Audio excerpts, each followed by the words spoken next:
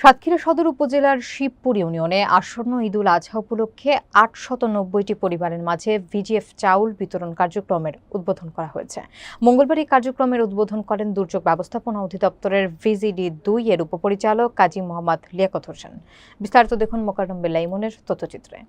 Shibpur union পরিষদের chairman SM Abul Kalam আজাদের সভাপতিত্বে আয়োজিত অনুষ্ঠানে আরও উপস্থিত ছিলেন জেলা ত্রাণ এবং দুর্যোগ ব্যবস্থাপনা কর্মকর্তা মোহাম্মদ আলাউদ্দিন, উপজেলা প্রকল্প বাস্তবায়ন কর্মকর্তা মোহাম্মদ শাহিনুল ইসলাম, ইউপি সদস্য মাওলানা মোহাম্মদ আলামিন, রুমা আক্তার সহ ইউনিয়নের গণ্যমান্য ব্যক্তিবর্গ। প্রধান অতিথি তার বক্তব্যে বলেন, প্রকৃত দরিদ্র এবং অসহায় ব্যক্তিরা যেন VGF এর চাল পেয়ে থাকেন তা নিশ্চিত করতে ইউনিয়ন পরিষদকে সঠিক তালিকা প্রণয়নের দায়িত্বশীল ভূমিকা পালন করতে হবে। চাল বিতরণ কার্যক্রম শেষে ইউনিয়ন পরিষদের সদস্যদের সঙ্গে ইউনিয়নের সার্বিক উন্নয়ন এবং সমস্যা নিয়ে মতবিনিময় করেন কর্মকর্তারা।